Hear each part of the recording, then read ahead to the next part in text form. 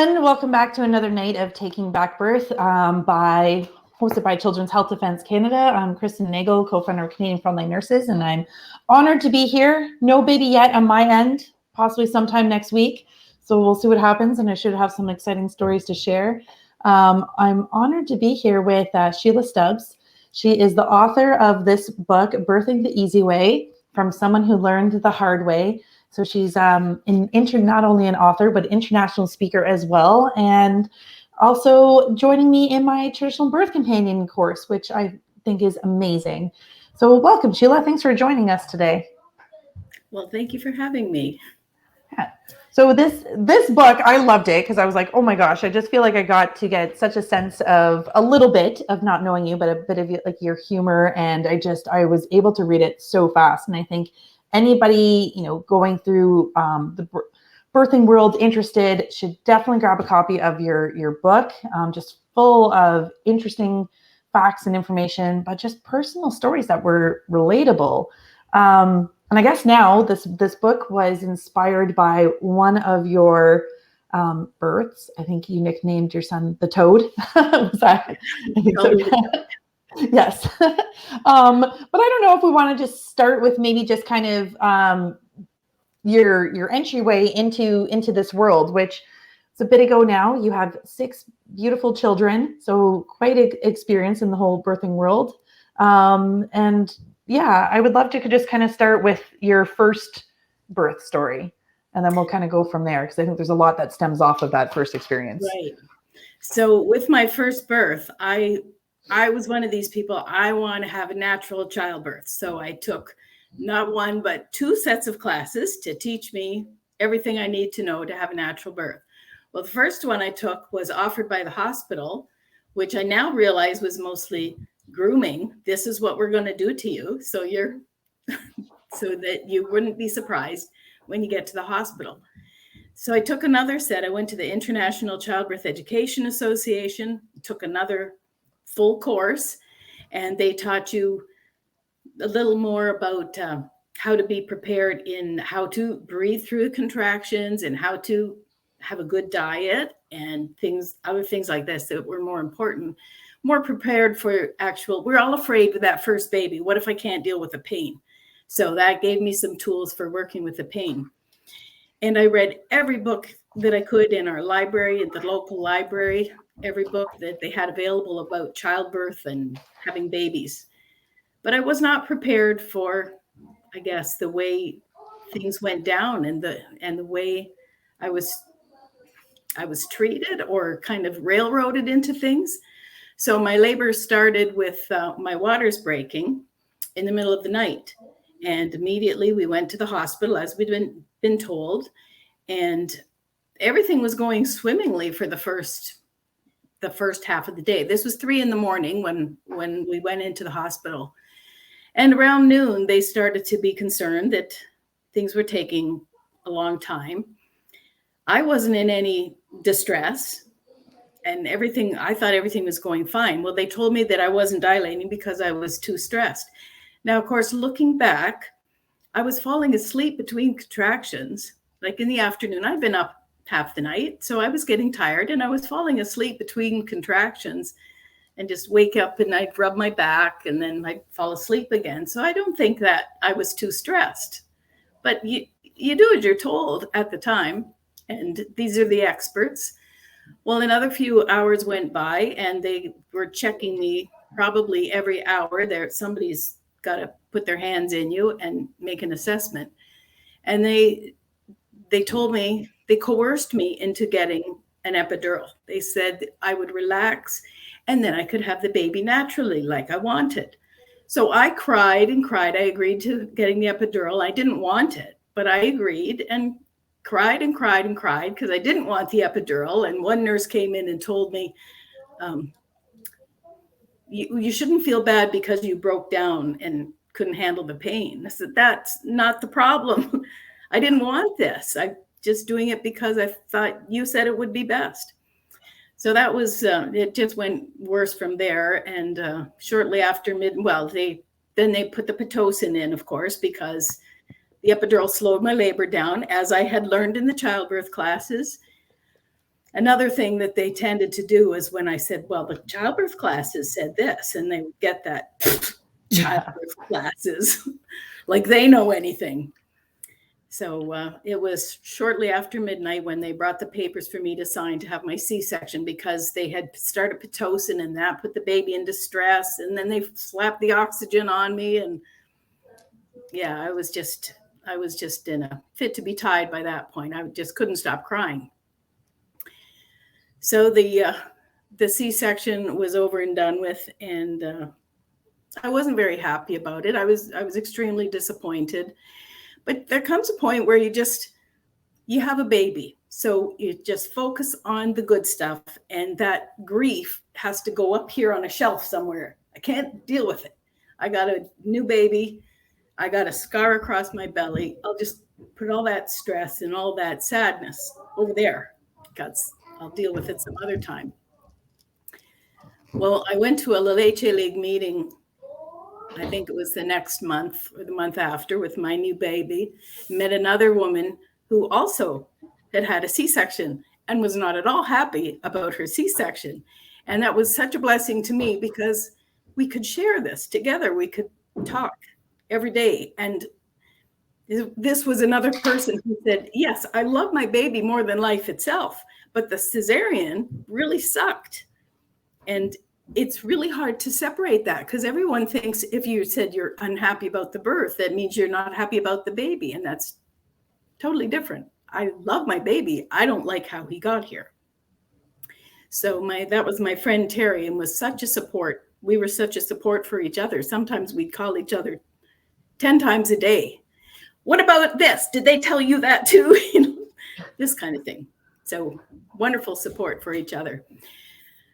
I found at a La Leche League conference I went to that there was such a thing as midwives who would help you have a baby the natural way. And with my second baby, I hired a midwife. At this time, they were not quite legally recognized yet, and I had to pay out of pocket for it. That was okay with me. Well, I didn't mention that my baby was 8.5 pounds, and they said, well, that's too big for you. So I got the midwife. I stayed at home as long as I could in labor, because I had sort of frozen up at 6 centimeters with my first and just wouldn't dilate any further. So they said that was because this is how the doctors know that my baby was too big for my pelvis, because I just stopped progressing. So I stayed home until I was past that point with my next baby. And that baby was born vaginally, and he was 10 pounds, 1.5 ounces. And I came home the next morning thinking nothing happened. Nobody did anything. I went to the hospital. I pushed the baby out there, and I'm coming home now just a few hours later. There's nothing wrong with this body. There's something very wrong with how things are done at the hospital. So I had the rest of my babies at home, and it was easier. My biggest baby was 10 pounds, 3 ounces, and it was a very easy birth. And the one right after that was preemie. He was 36 weeks.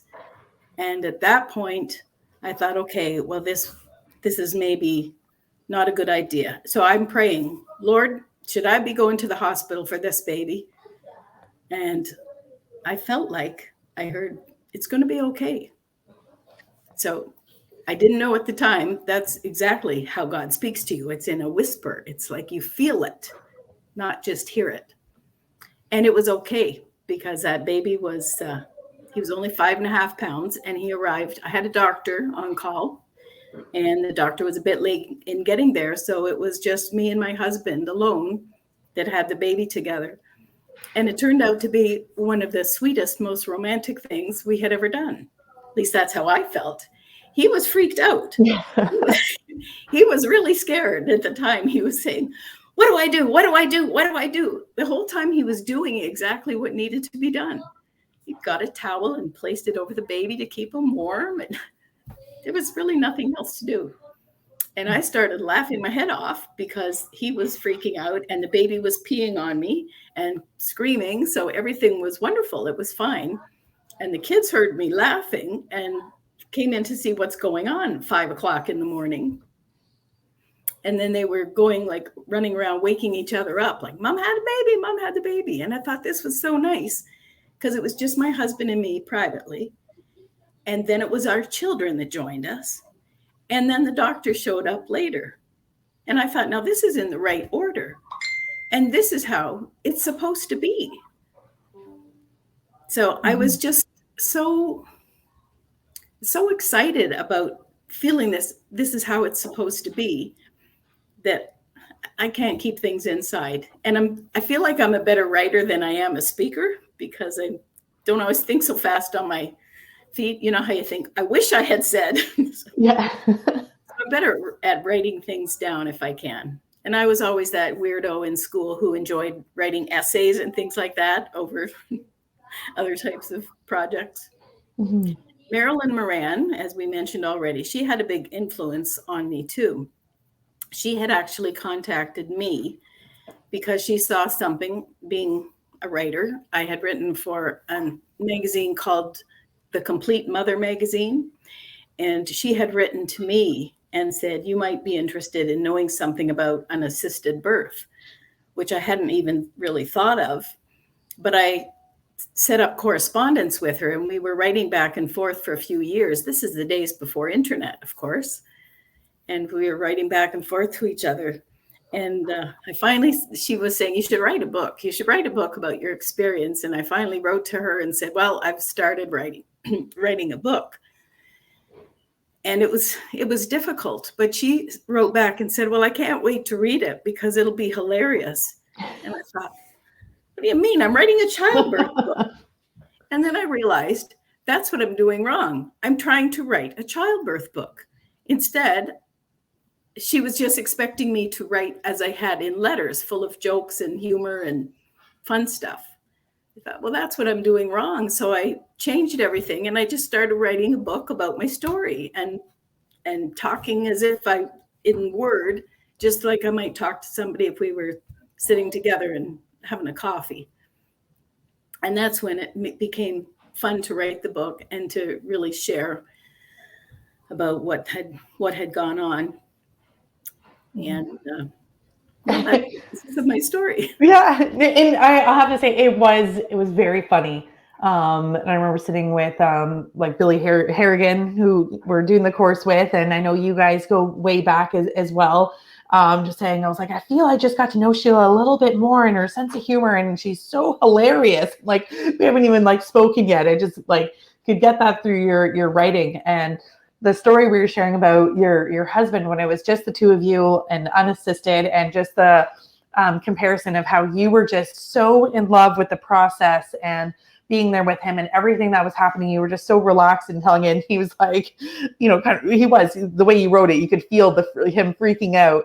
And he's like, are you pushing? Don't be pushing. Don't you dare do this to me. And then everything was totally fine. And I loved, reading about it, I feel it's unfortunate for, your last birth, to have, there was a doctor present, because he was like, don't, your husband, don't do that to me again, alone. So we had someone there, and just, you were able to have that contrast of just the difference of what that was like, with being there, with just supported by your husband, knowing your body could handle this. Your kids were there. And then the last birth story was, having the doctor present, and then all of a sudden, baby's coming out, and he thinks he needs to get involved and, catch the baby, and then, cut the cord and all these things. And I just love how you're yelling at him, like how you're writing that, like, get out of here. Yeah. I slapped him, actually. Okay, you slapped him. That's yeah. They Yeah. were also talking, like, the difference. My husband and the doctor started talking about, I don't know, football games or something. Like, I wanted to slap him. Like, do you not see what I'm doing here? I'm giving birth here, and you're talking about sports. They're bored, right? So they're men. I've learned I don't talk if I'm at a birth. I just, no talking. Mm-hmm. Giving birth is pretty profound, and only the parents should be talking. Yes, and allow the process to unfold. And I think it's interesting for you. I think we have our birth stories the way they're needed to be, especially when we find ourselves in roles where we're able to share. So like yourself, you're able to write this book. And it was very interesting, all the experiences that you did have that you're able to share to people. And one of the things I know someone, I'm sure many people reached out to you, but one in particular you added in your book was Letters from Kay. And that was such a beautiful short chapter of this correspondence between you and this woman about the grief of the C-section. And myself working in neonatal intensive care unit, I remember having this conversation a lot with parents, mothers, about grieving the birthing process, grieving even the pregnancy, especially, when they were having, the microprems at 23, up 27 weeks and, around there, like they never got to experience like really like being pregnant. And it's like, okay, but, my baby's here and, miracles, it's growing and it's alive and, they get to go home with this baby. But you're still left with that grief. And it's interesting because there's not really any space for women to discuss or share or, to be able to feel comfortable that you're allowed to have that grief over your pregnancy and your birthing experience. And I don't know if you want to kind of touch on that, like how important it is and that it is okay. And where you got support and what you did. Well, finding another woman who was also unhappy about her C-section, that made it a huge difference because we didn't judge each other. And there was times we just get on the phone and cry. Found out there was a woman in London who was hosting some VBAC meetings. And that was a place too, where we could talk about feelings. And that came out a lot. It wasn't just how to have a VBAC. It was feelings and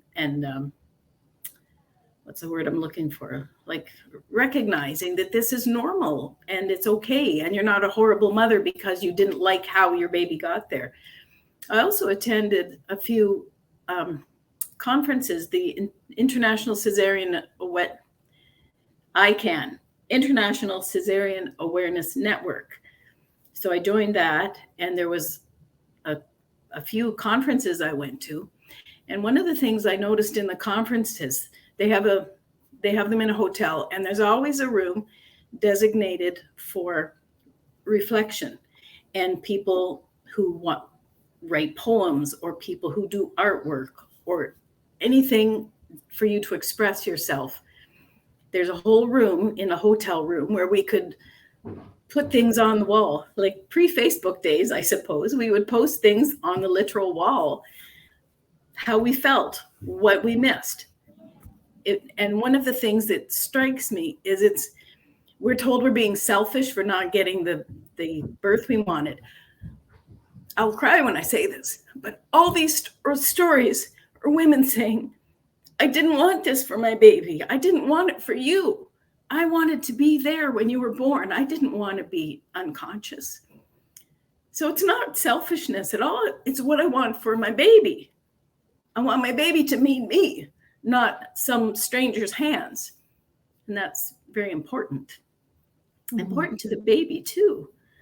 But it's important for the mom to step into that role on her own power. It changes everything.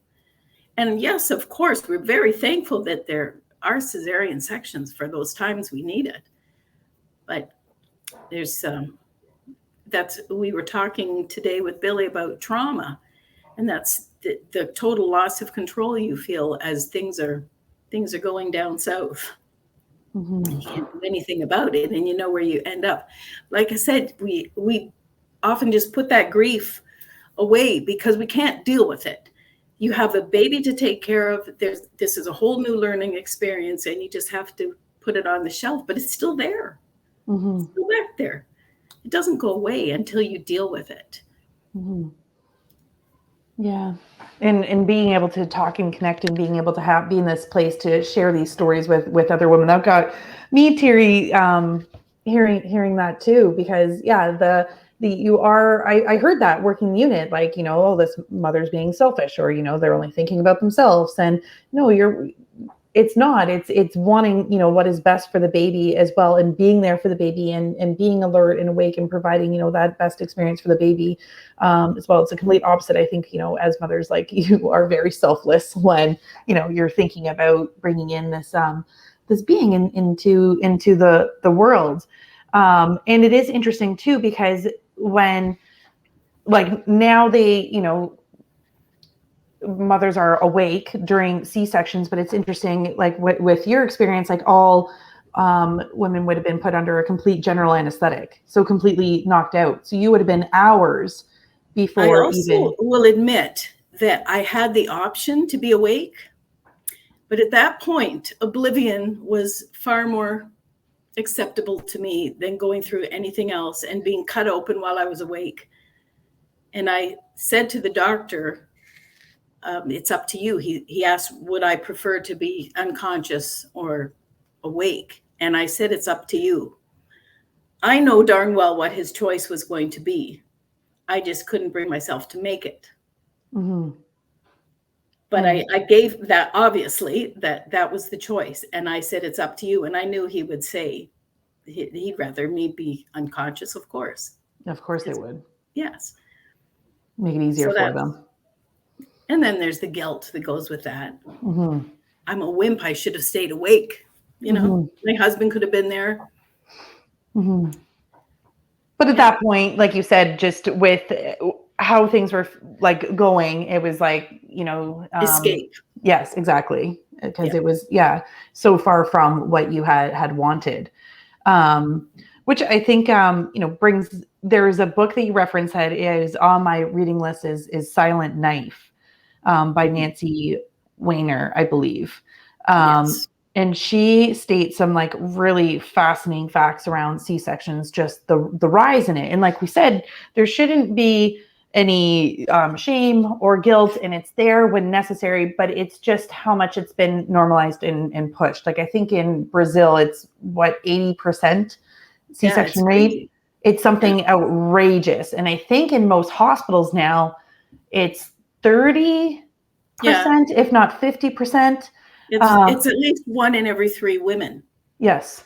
So, and I've often asked people that about C-sections. I said, well, what do you think the rate should be? We know that some people need C-section. What do you think? What number, what percentage of women do you think cannot deliver their baby without surgery? And people stop and think like they've never considered that before. Well, it's 1 in every 3. So did 1 in every 3 women die before the last century? No. Mm-hmm. And then on top of that, the statistics I read from the midwifery task force was that there was few problems. In fact, they had to go door to door. Starting in Toronto, they went door to door to convince people to go to the hospital for their births. They didn't want to. What would I have to go to the hospital for? I've had 4 babies at home. What do I need the hospital for? Yeah, I'm in the comfort of my home. Thank you very much. And I think that's kind of good, like segue into, I'm just trying to think of some of the notes I made, because I know there's so much to cover, of the importance of, you know, our natural hormones, such as prolactin and oxytocin. And there was, you know, comments you made about how breastfeeding, you know, relates to the whole birthing process and all the hormones, you know, how they're all necessary and interrelated in, in all of it, from birth to breastfeeding and your bonding with your baby. And so like the process of, you know, we had Corinne on last week talking about the labor funnel. So how that interferes with your natural hormones. And you had a whole beautiful section of how the prolactin oxytocin relates from birth into breastfeeding. I'm just going to let you kind of recap that, if that's okay. Can I read that? That was a long time ago I wrote that. I know, sorry. That's what I thought. I was like, I should have maybe made better notes. I was like writing it last night. But I think it was just, I think we take for granted of how our body, our natural responses, you know, are there for a reason. And how we have, you know, oxytocin, which is coming naturally, is very different than the Pitocin that they give us. And they try to tell us that it's natural and it's the same. And just oxytocin is when it's natural for us, it provides us, you know, with that whole loving hormone, with, you know, the endorphins that come in and help with the pain. Because that's something I want to talk about too, because you talk about a lot in your book, is maybe we can move into the pain. Like, you know, that's a big fear that women have, is like, well, what do I do with the pain? Like, birth is painful. I don't know if I can handle that. I don't know if I can experience that.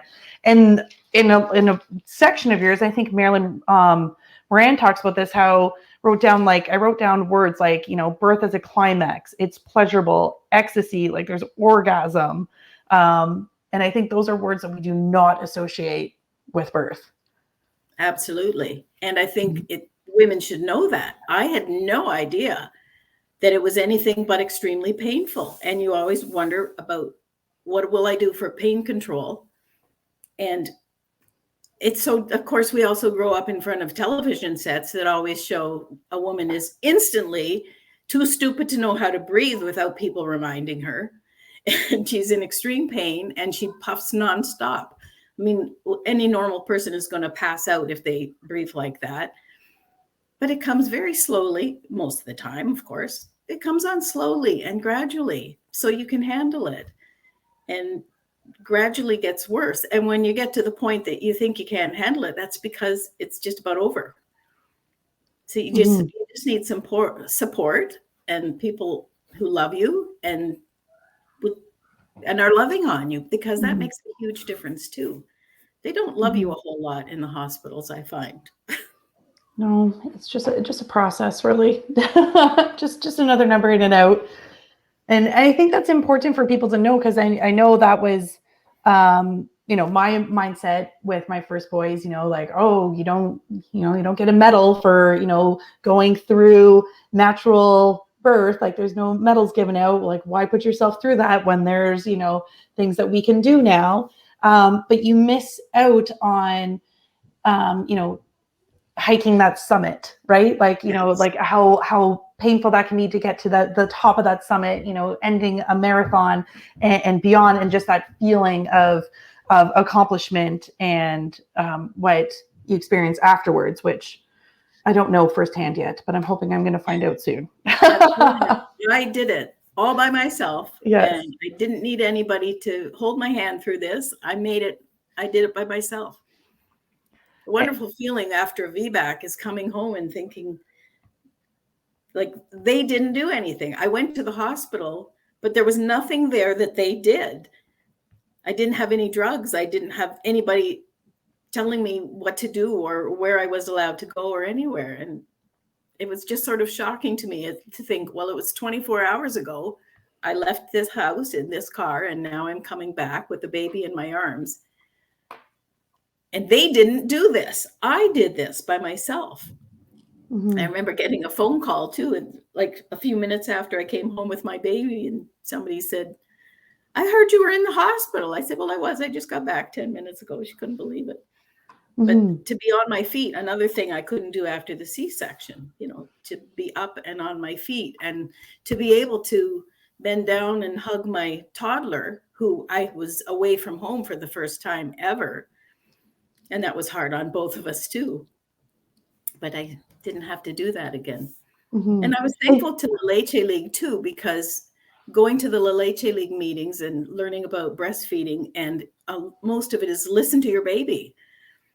So again, with my firstborn, I had been told this is how you breastfeed every 2 hours. If it's more than that, there's probably a concern, and you know, you should do something. There was always the idea like you should stretch that out longer so the baby's not bothering you so much. But all the rules, the same rules that they tell you, are the rules that make it difficult to breastfeed.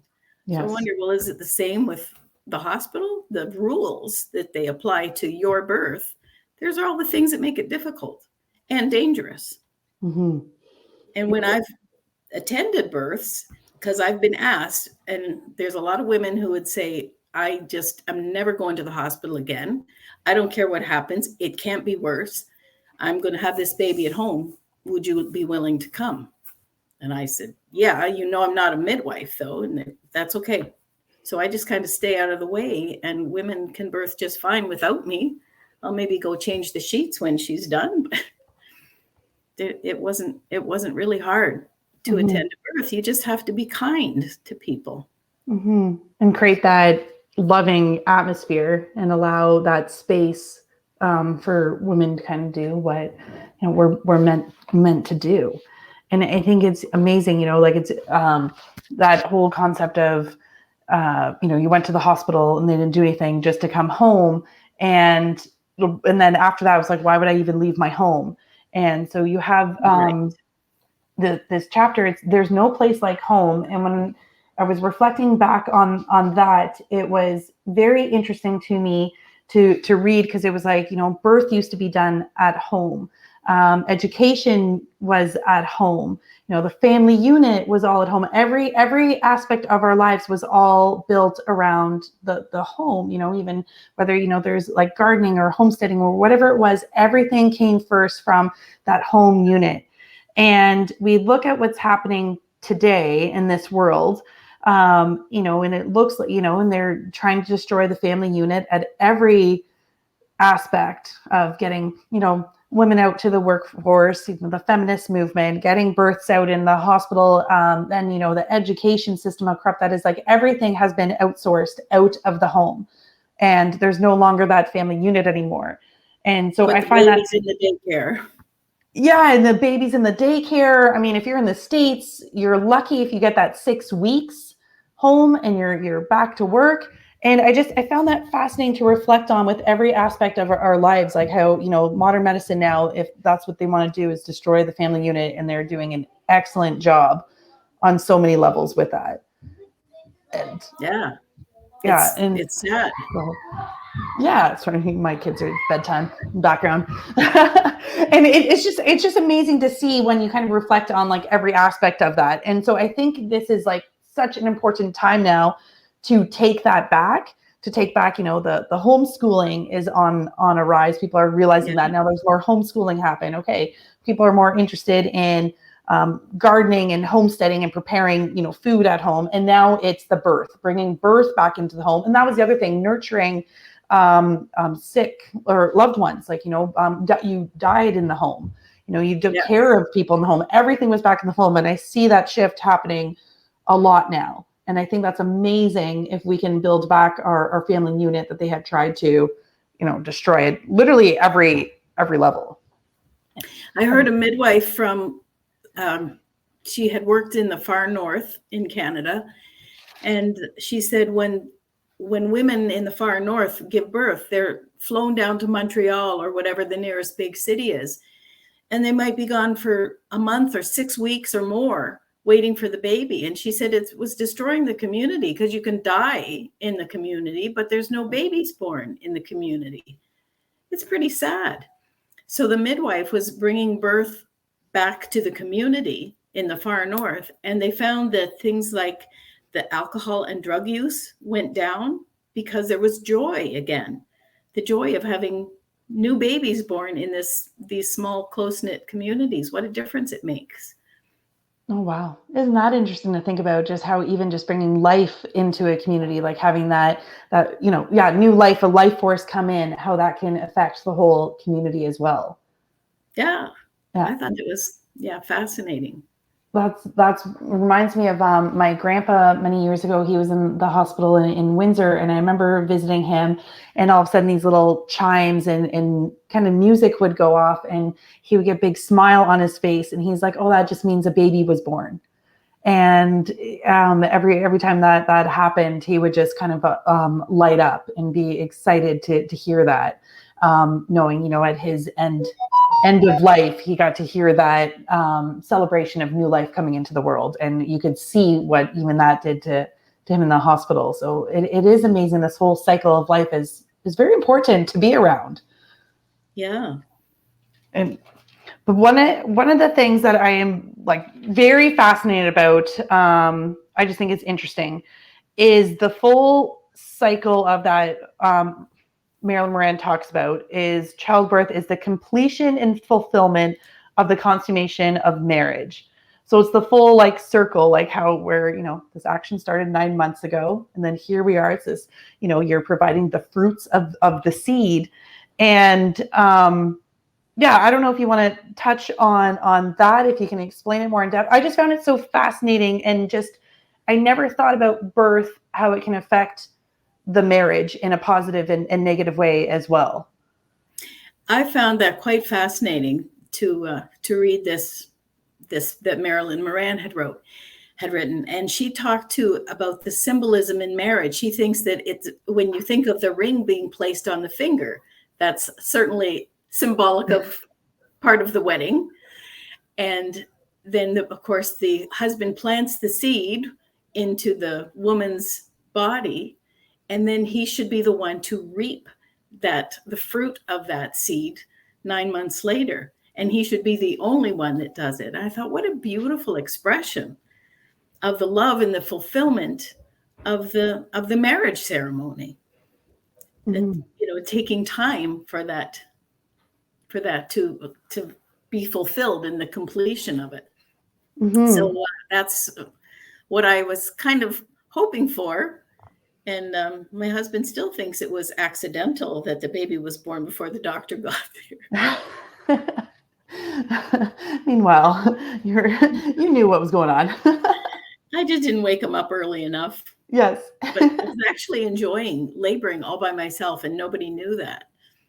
I woke up, 2:00 in the morning or something, and just labored by myself. I was mopping the floor because I'm a busy mom with lots of kids. Mopping the floor all by myself, and I was kind of keeping track of my contractions by how many breaths, the long, slow, relaxing breaths. And when they were lasting several breaths per contraction, I thought, I think this baby's going to be born pretty soon. Mm-hmm. So I woke him up and I said, you're going to have to go downstairs and get some receiving blankets and get the baby clothes, and it's all labeled. It's on the top shelf. And we had to start a load of laundry. I said, the baby's going to be born today. So he was kind of freaked out. Mm-hmm. And then we called the doctor, but he was a bit late. Baby was born without him.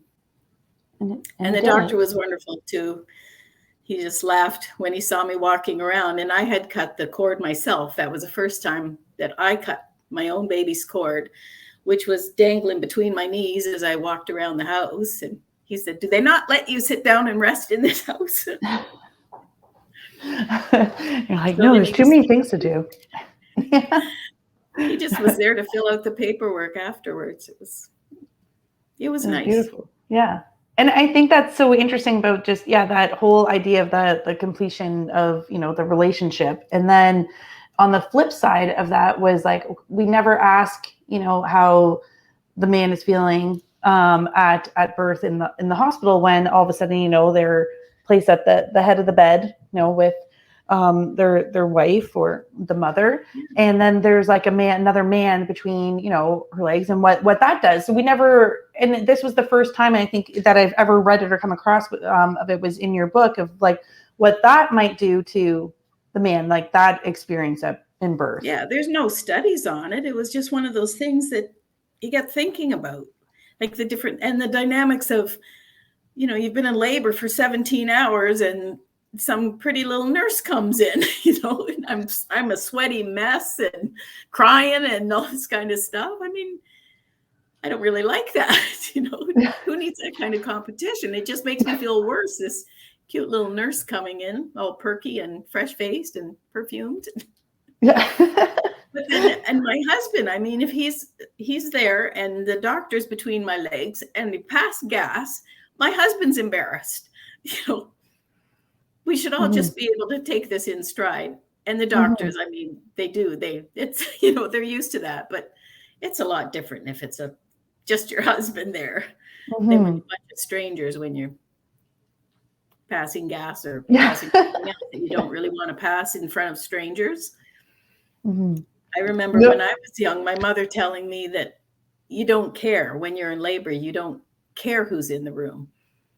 And I said, I disagree with that. I think you care very much, but you just feel like you can't do a thing about it. So you're sort of stuck with that embarrassment and shame, but you can't do anything about it. So you just put it away and pretend it's not there. Put it on the shelf with all the other things that you don't want to deal with or can't deal with at the time.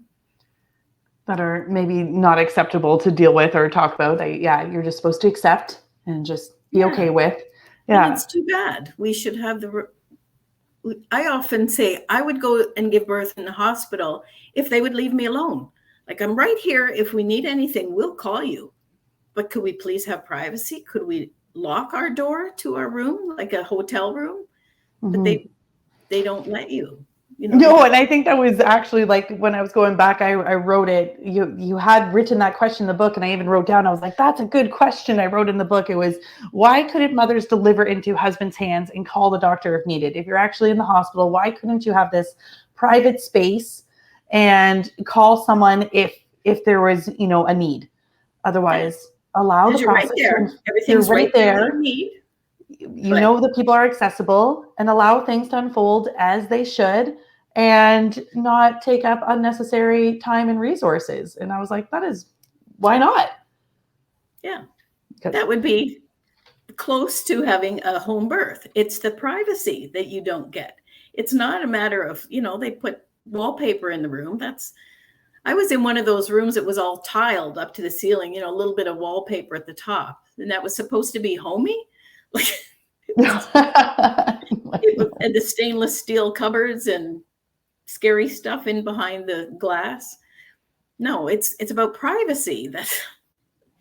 Yes, that's like needed. We talked about this, I think, the last show. Just Corinne that I had on was saying how she got to witness her cat give birth at 9 years old, and that's what it was. Like, her cat like went into this private dark room that had her like privacy, and she kind of asked permission. Is it okay if I come in? Asked her little cat, and she was had allowed her to come into her space. But it was about that, the privacy and comfort that we don't get at the hospital. It's like, I worked in that ICU, so I know, like, it was like, oh, they called us, we got to come in as a team, and we just like, do a little knock as we barge right in, and there's nothing private about that atmosphere.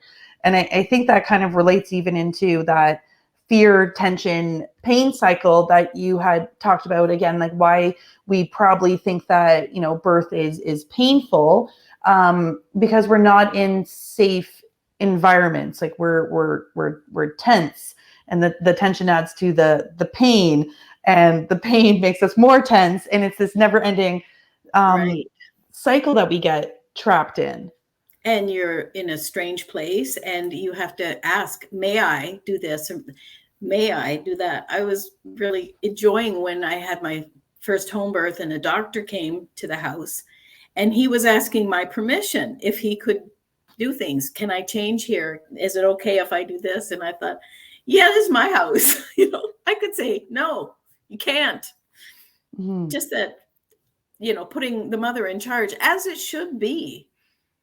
I read a survey, was it some sort of a survey or something, and it was like, okay, so let's say here's this predicament where there's a woman who's in labor, and you've got a PhD there, and you've got a nurse, and you've got a granny, and who should be in charge when this woman is giving birth? Well, the answer is the woman who's giving birth. She'll tell you what she needs.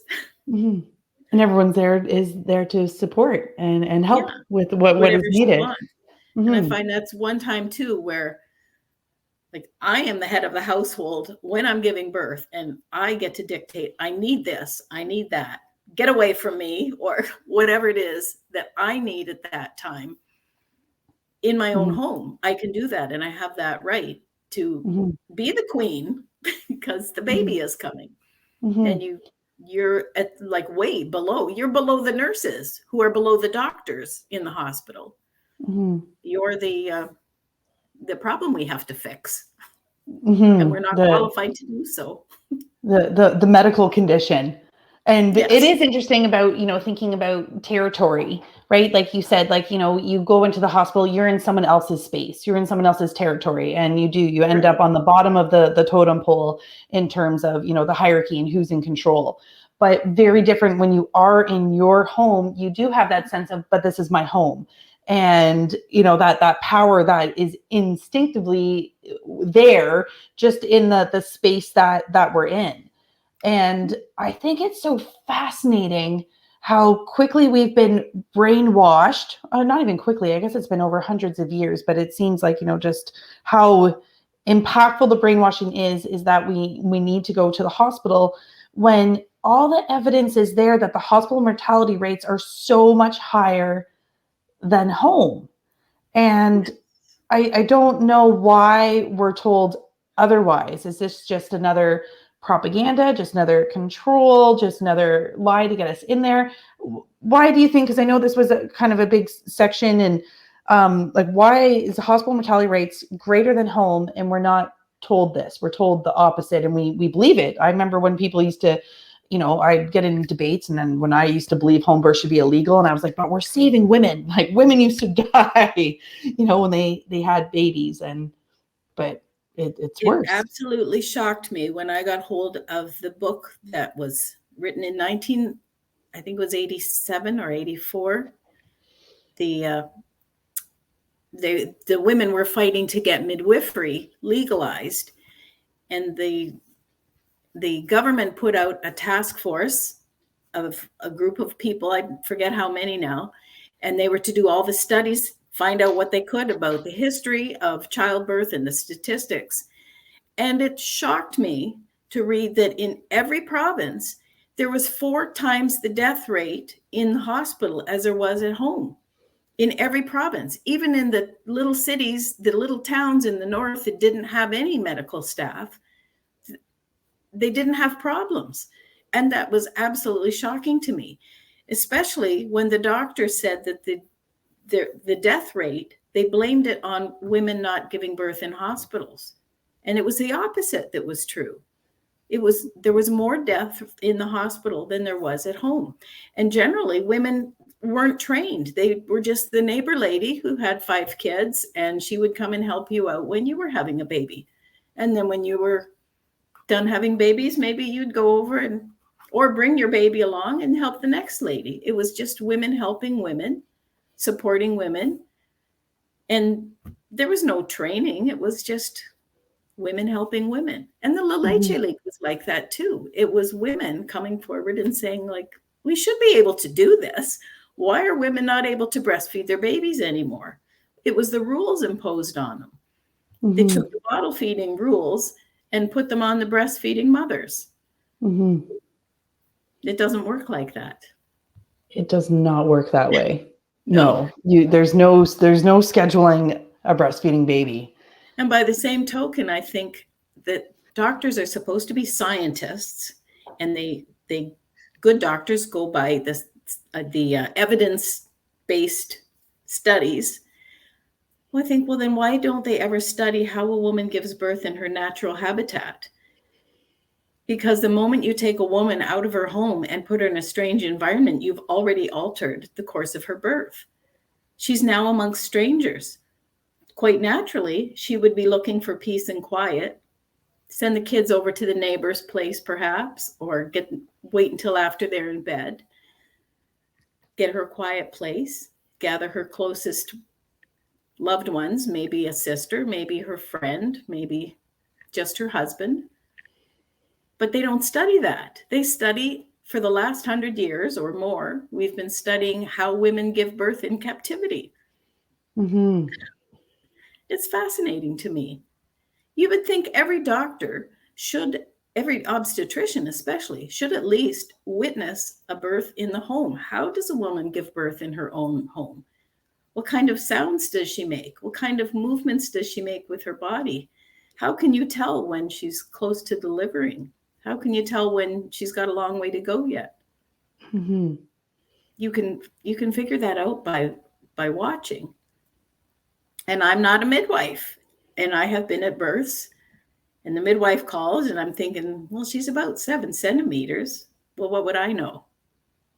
Because of the sound she's making. And I was right.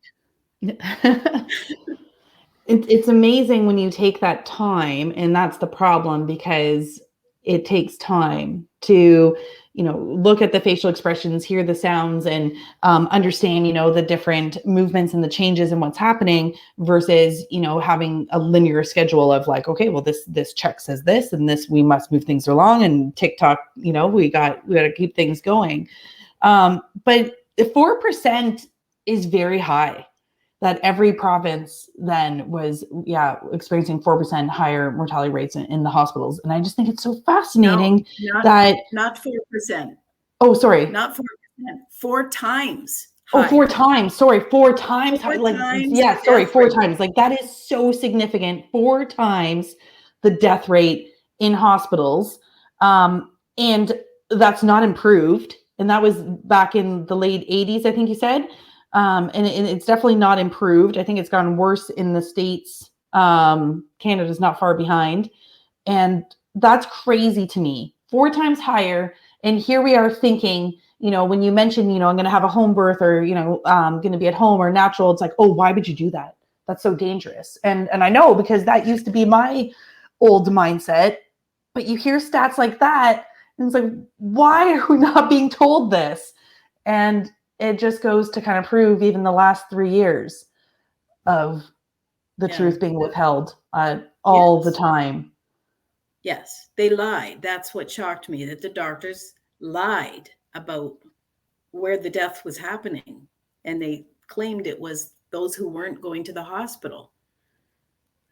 It shocked me. And it gave me confidence too, because I know I can give birth at home. If anything goes wrong, it doesn't stop me from going to the hospital. And most things aren't like crazy emergencies right now. Most things you can see that here's a problem. We should probably go to the hospital and check this out. And in fact, when they did a study and they said about the number of transfers, when they do have a transfer to the hospital, with the news article, they showed a picture of an ambulance speeding. No, it doesn't mean that you're rushing to the hospital in an ambulance. It means you made a wise decision. We'll go to the hospital and have them check this thing out, whatever it might be. Mm-hmm. Yeah, it doesn't mean it's an emergency if it's a transfer. It's just a wise decision, which is what hospitals are for, right? Absolutely. You use them for how they're meant to be used. And it just goes to show every layer of corruption for how long, and just all the lies that are continually told about everything. And did you know there was a doctor in 1932? He wrote in the doctor's journal that he was looking at the statistics, and he described that there was 4 times the rate of deaths in the hospital than there were at home. And he said, maybe we shouldn't be doing this. Maybe we're doing something wrong by encouraging more and more women to come to the hospital. But he was ignored, obviously. And I found that pretty fascinating too, because he actually put that question out to all the doctors in Canada. Like, I'm a little concerned about this new trend toward giving birth in the hospital because the stats are terrible. Mm-hmm. And of course, he was shunned and discredited and just ignored, and things carried on because of money. They wanted those paychecks and control and not wanting to be wrong. And I think to kind of get close to wrap things up, I think, well, what can we do about it? How do we make change? And you had mentioned like the importance of the consumer, and that changes are made by us, by women, and the changes that have already been made in the hospital because of, women taking a stand and pushing back and making a difference, like how they used to, shave pubic hair every time they came in, and that was proving to cause more infections, or the enemas that were, you come in, you get the standard enema protocol, and a bunch of other things you had listed. But what are things that women can do now and feel empowered in their bodies and their birthing experience, and how can we make change moving forward? I think the best thing is women getting together. They used to call them quilting bees once upon a time. That's where all the talk about babies and sex and everything would happen, when women would get together with their quilting bees. In my home, I host meetings once a month for anybody who's interested in anything about birth. And I've been doing this for several years, partly because I felt like I'm going to burst if I don't share some of the stuff I've learned. But I have a partner, a woman who would work with me, and we would try to put something together. Sometimes we would have a topic to discuss, to share with other women. But there's a lot of women that we've helped over the years, women who have said, well, I was told I have to have a C-section. And we'd say, you don't have to. Or I have to be induced is another big one. You don't have to be induced. And just to support women and share with other women what we know and what we've learned. And if you don't know, learn from somebody else, But so I welcome anybody into my house once a month, third Thursday of the month. People gather at my place and we talk babies and birth and breastfeeding and parenting and whatever else turns our crank. It's very casual, we bring out some snacks or whatever. And sometimes I've been really happy to see people leave after midnight. But it usually means a really great discussion. Yes. That's what La Leche League was. Women getting together and helping and supporting each other. Yeah, this is a tough time, but here's what I found helps. Those kind of things. Women helping women. We're a powerful mass. We get together. It's funny how they like to keep us away from other women in so many ways. Isn't that interesting, though?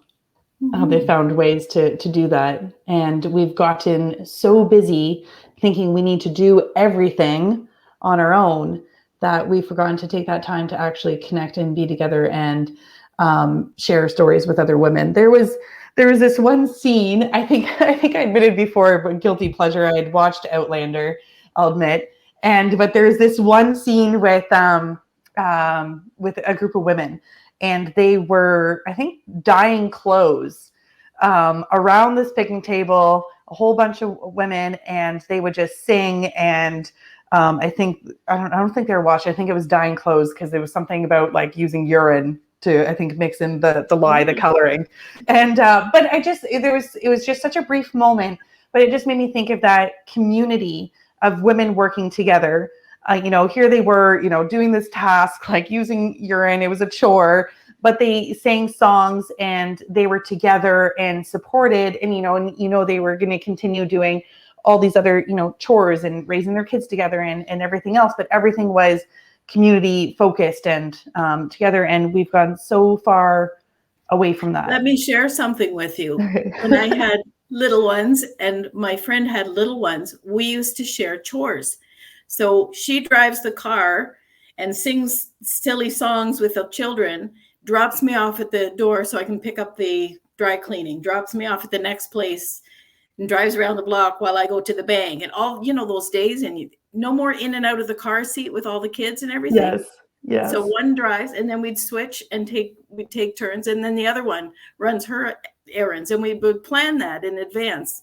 Next Tuesday, we're running errands, and we would get them all done, and the kids had a blast, and then we'd all go to the park. Like, who would have thought it? Running errands is such a pain in the neck when you've got little ones. It is. And I'm just thinking here, I was like, that's genius. And I only have 2, and then, soon to be 3. And I'm just thinking like, yes, it is such a pain to get the in and out of the car seats. And well, you had 6, but yeah, that would help so much. Cause you're like, I just need to be in and out. Exactly. And it'll be 3 times longer if I have to bring them all in with me. And somebody will call the Children's Aid Society if you don't bring them in with me.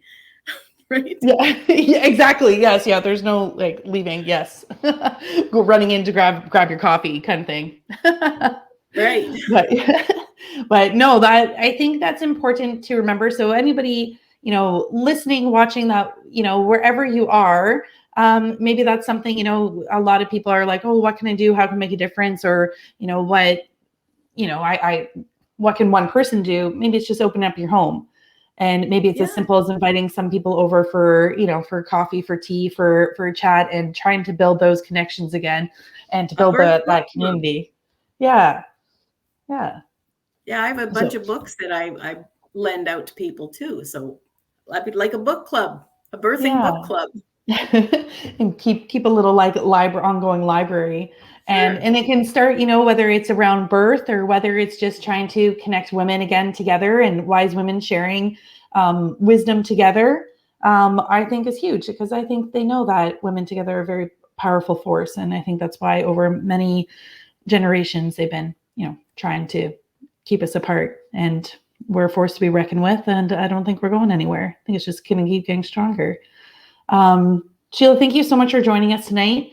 I'm going to show it again. So Sheila's book, Birthing the Easy Way, From Someone Who Learned the Hard Way. It's an excellent, excellent read. Highly recommend. birthingtheeasyway.com. I don't have it on Amazon, and I don't have it in bookstores. It's only from me that you can get it, unfortunately.